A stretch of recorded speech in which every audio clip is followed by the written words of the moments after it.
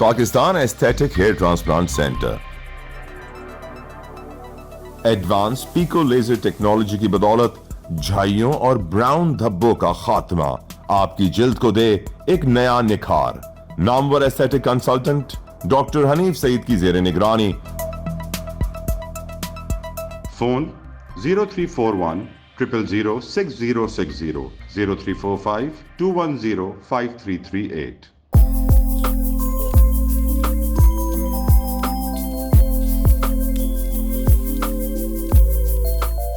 بسم اللہ الرحمن الرحیم. الصلاة والسلام علیک یا سیدی یا رسول اللہ و خاتم النبیین.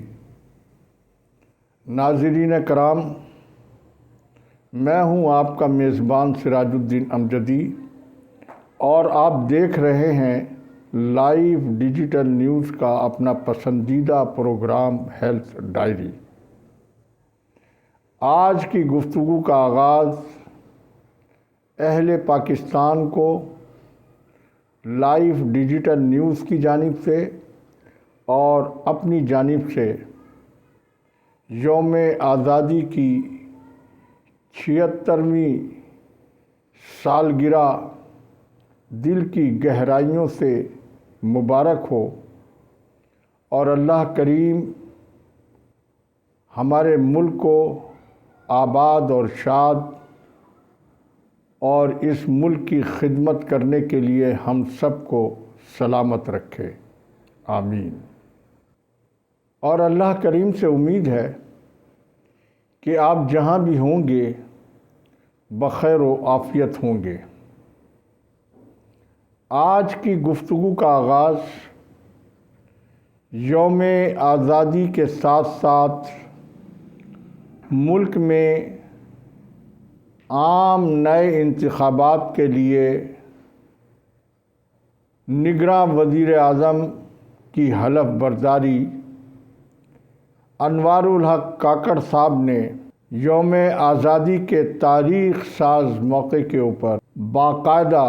اپنے منصب کا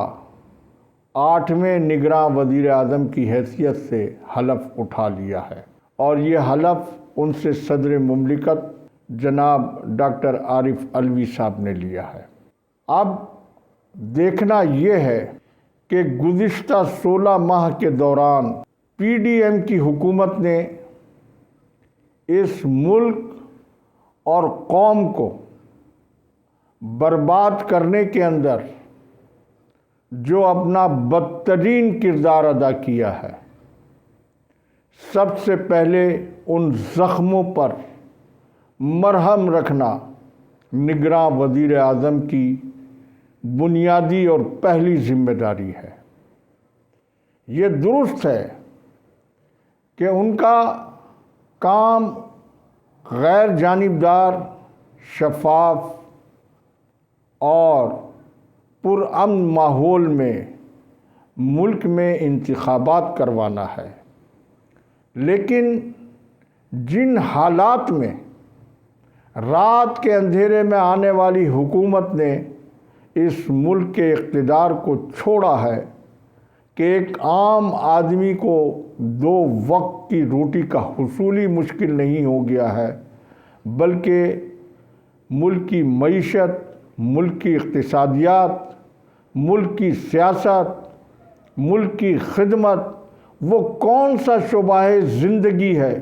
چاہے وہ ہمارا عدالتی نظام ہو، اس کو تہس نہس کر کے رکھ دیا ہے. اور یہ بھی جانے والی حکومت کی ایک بدترین اقدام ہے کہ جس طریقے سے اس نے اپنے آخری ایام میں پارلیمنٹ سے قانون سازی جو کی ہے، اس حوالے سے جو کچھ ہوا اس میں تو ان کے خود اپنے اتحادی رضا ربانی جیسے لوگ، شیری رحمان جیسی خاتون، وہ تو سب خود چیخ اٹھے. جس طریقے سے بلوں کی منظوری کروائی گئی ہے، یعنی قانون سازی کے عمل کو فوٹو اسٹیٹ مشین کے اندر تبدیل کر دیا گیا. لہذا وزیر اعظم انوار الحق کاکڑ صاحب، جو لوگ تحریک عدم اعتماد کے ہیرو ہونے کا دعویٰ کرتے ہوئے یہ خدائی دعویٰ کر رہے تھے کہ ملک میں وہ عام انتخابات کی نئی تاریخ دیں گے۔ انوار الحق کاکڑ صاحب کے وزیر اعظم بننے کے بعد وہ نہ صرف اس وقت سکتے میں ہیں بلکہ بتایا یہ جاتا ہے کہ وہ جھٹکے میں بھی ہیں، اور یہ بہت ضروری ہے کہ گزشتہ 14-15 ماہ کے دوران جو کرپشن کی گئی ہے، جو قومی دولت کو جس طریقے سے لوٹا گیا ہے اور جس طریقے سے قومی خزانے کے مختلف ترقیاتی منصوبوں کے اندر فنڈز کی تقسیم کا عمل ہوا ہے، اس کا تقاضا ہے۔ میری معلومات کے مطابق وفاقی کابینہ میں 16-17 ایسے وفاقی وزراء کی فہرست تیار کر لی گئی ہے جن کو جلد ہی احتساب کے شکنجے میں جکڑا جائے گا، اور اس فہرست کے اندر سر فہرست عبدالقادر پٹیل صاحب ہیں، جنہوں نے لوٹ مار کے ایسے ریکارڈ قائم کیے ہیں کہ جس کی کوئی حد نہیں ہے۔ صرف میں آپ کو بتاؤں کہ پاکستان میڈیکل ڈینٹل کونسل میں فارن میڈیکل گریجویٹس کے NRE-1 کے جو اگزام ہوئے ہیں اس میں تقریباً 2500 امیدواروں نے شرکت کی ہے، اور ان سے امتحان میں شرکت کی فیس فی امیدوار سے 20,000 روپے لیے گئے ہیں، اور جبکہ اس امتحان کے نتیجے کے مطابق صرف مشکل سے 110 امیدوار کامیاب ہوئے ہیں۔ کامیابی کا تناسب 70% پاسنگ مارکس کی بنیاد کے اوپر تھا۔ یہ میڈیکل گریجویٹس کے اس امتحان کا اسی کھیل کو عبدالقادر پٹیل دہرا رہے ہیں جو کہ ماضی میں پروفیسر مسعود حمید کے دور کے اندر یہ کھیل ہوتا رہا، اور ایک ڈاکٹر کا قتل تک ہو گیا جس کی FIR پروفیسر مسعود حمید کے خلاف کٹی، وہ بھی سب کچھ ریکارڈ کے اوپر ہے۔ یہ تو خدا کا شکر ہے کہ پروفیسر نوشاد احمد شیخ صاحب نے Pakistan medical and dental council سے استعفیٰ دے کر اپنے حق میں بھی اور پروفیشن کے حق میں بھی بہت بہتر فیصلہ کیا تھا، لیکن ڈاکٹر رضوان تاج جیسے لوگوں کے اوپر عبدالقادر پٹیل صاحب نے PMDC کا ان کو سربراہ بنا کر جو کچھ وہاں کھیل کھیلا جا رہا ہے وہ کھلا کرپشن، بدعنوانی اور لوٹ مار ہے۔ یعنی آپ یہ دیکھیے کہ 2500 امیدواروں میں 5 کروڑ روپے تو آپ کے پاس آ ہی گئے، اور بچوں جو امیدوار اس میں کامیاب ہوئے ان کی تعداد 110 ہے۔ اس سے آپ اندازہ کر لیجئے کہ ان امیدواروں کو بار بار امتحانات میں بیٹھا کر اور اسی پرانی مافیا کو امتحان میں کامیابی کا سودا کرنے کے لیے لے آیا گیا ہے، جو اس سے پہلے پروفیسر مسعود حمید کے دور میں یہ کام کیا کرتی تھی۔ وہ بروکر گراؤنڈ میں کیا کر رہے ہیں، پھر خود پولی کلینک اسپتال اور پیمز اسپتال میں ہونے والی بھرتیوں میں جس طریقے سے 12 لاکھ روپے اور 18 لاکھ روپے میں 9, 10, 11 گریڈ کی اسامیوں کا نیلام ہوا ہے، یہ وہی انتظامیہ تھی نا عبدالقادر پٹیل صاحب کی، کہ جس نے ایک غیر قانونی معاہدے کے اوپر افتخار شلوانی صاحب نے یعنی وفاق کے 3 اسپتالوں کو ایک جماعت کے وزیر نے اپنی ہی جماعت کے صوبے کے وزیر کے سپرد کیا، اور جس طریقے سے سپریم کورٹ آف پاکستان کی ڈائریکشن تھی کراچی کے 3 وفاقی اسپتالوں کے حوالے سے، اس کے اوپر عمل درآمد نہیں کیا گیا۔ اور یہی وجہ تھی کہ یہ جو لوٹ مار سرکاری ملازمتوں کی اسامیوں کے اوپر کی گئی تھی، ابھی ان کی حکومت کو گئے ہوئے 24 گھنٹے بھی نہیں گزرے تھے کہ اسی وفاقی وزارت صحت کی انتظامیہ نے عبدالقادر پٹیل کی یہ ساری کارستانی کو کالعدم قرار دے کر افسر نو بھرتیوں کا دوبارہ سے اعلان کیا ہے۔ اسی طرح سے میں آپ کو بتاؤں کہ سندھ میں بھی بہت بڑا ظلم ہوا ہے۔ سندھ میں سب سے بڑا ظلم NICVD میں 20 ارب روپے مالیت کا کیس نیب کے اندر کئی سال سے زیر التوا ہے، اور اس کا مرکزی ملزم ڈاکٹر ندیم قمر، سیکریٹریٹ صحت تبدیل کرنے کا سابق وزیر اعلیٰ سندھ سید مراد علی شاہ کو یاد تھا، لیکن وہ سمری یاد نہیں تھی جس سمری کے تحت ڈاکٹر ندیم قمر کی ملازمت کو ختم کر کے ان کو ایک نئے ED کا انتخاب NICVD کے لیے کرنا تھا۔ یہ سب یعنی ایک طرف تو انہوں نے قانونی طور کے اوپر 50 کروڑ روپے کی کرپشن کو قانونی قرار دیا، تو دوسری جانب 20 ارب روپے کی کرپشن کے سنگین الزام میں ملوث ڈاکٹر ندیم قمر کو بچانے کے لیے اور ان کی غیر قانونی اور خلاف قانون سرکاری ملازمت کو جاری رکھنے کے لیے مراد علی شاہ نے جاتے جاتے اس سمری کے اوپر سائن اور دستخط نہیں کیے، جو کہ فروری 2023 سے ان کے ٹیبل کے اوپر پڑی ہوئی تھی۔ سندھ کے باشعور عوام اپنے حکمرانوں کے اس چہرے کو دیکھیں اور آنے والے انتخابات میں ان سے پوچھیں کہ سندھ کے ایک عام آدمی کی زندگی کے اندر انہوں نے تبدیلی لانے کے لیے کیا کچھ کیا ہے، اور جو فنڈز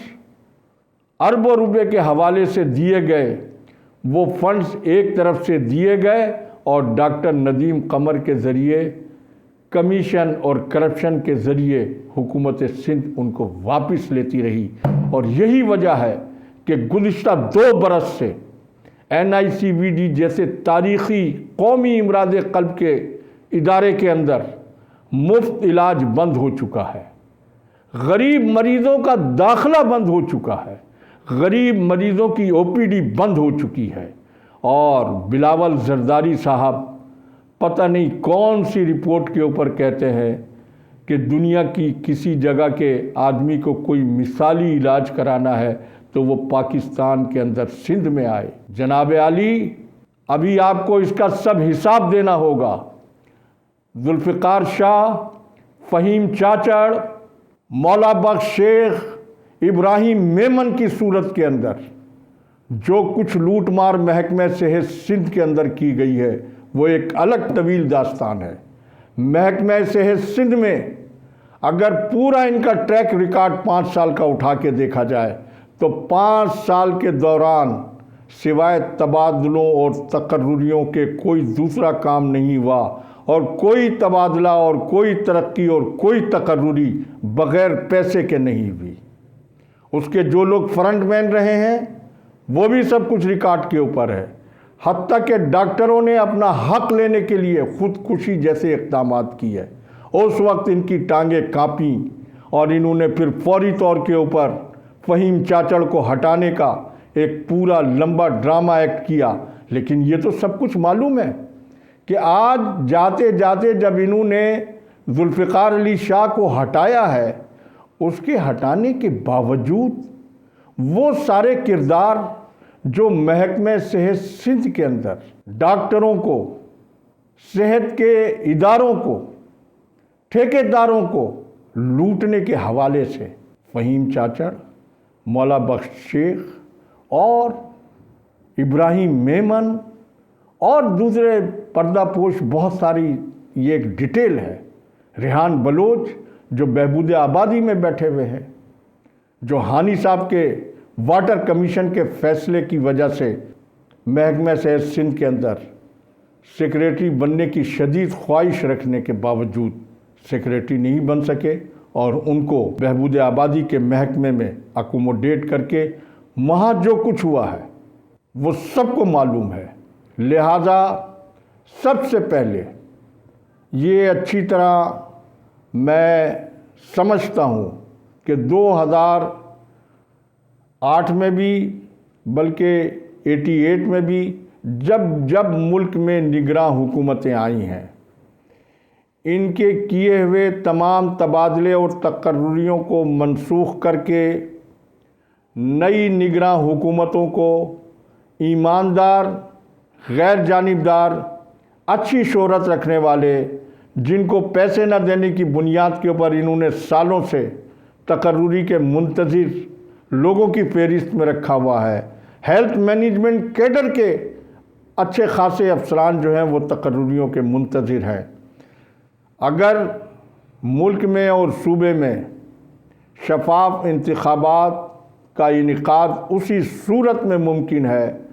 جب یہ جانے والی حکومتوں کی انتظامی مشینری کو ان کا تبادلہ نہیں کیا جا سکتا ہے، ان کا تبادلہ نہیں کیا جاتا ہے، اس وقت تک کسی بھی صورت کے اندر ملک میں عام انتخابات شفاف اور غیر جانبدار نہیں ہو سکیں گے۔ اس میں سوال صرف محکمہ صحت کا ہی نہیں ہے بلکہ حکومت سندھ کے تمام محکموں کا ہے۔ اور یہ بھی یاد رکھیے کہ سب سے پہلے اب احتساب کا آغاز بھی جو ہے وہ سندھ سے ہوگا، کیونکہ لوٹ مار بھی سب سے زیادہ سندھ میں ہوئی ہے، اور سندھ کے حکمرانوں کو اپنی اس لوٹ مار کا جواب دینے کے لیے ووٹ لینے کی بات تو بعد میں ہے، پہلے جو انہوں نے لوٹ مار کی ہے، اور جن صحافیوں نے محض اپنے لفافوں کے لیے اور اپنے ذرا سے اور معمولی سے فائدے کے لیے ان کی کرپشن کی پردہ پوشی کے اندر حصے دار رہے ہیں، وہ نہ صرف عوام میں بلکہ اللہ کے سامنے بھی جواب دہ ہیں۔ انہوں نے اپنے معمولی سے فائدے کے لیے ان کے کرپشن کی پردہ پوشی کی ہے، اور جن صحافیوں نے حق کی آواز اٹھانے کی کوشش کی ہے ان کا بھی جو انہوں نے یہاں پر حشر نشر کیا ہے وہ بھی سب لوگوں کے سامنے ہے۔ اس کے ساتھ ہی آج کی ہیلتھ ڈائری کا وقت ختم ہوا۔ انشاءاللہ العزیز آئندہ اس سلسلے میں ہونے والی جو بھی ڈیولپمنٹ ہے اس میں خصوصی رپورٹ کے ذریعے میں آپ کو آگاہی دیتا رہوں گا۔ خدا حافظ۔ پاکستان زندہ باد۔ افواج پاکستان پائند آباد۔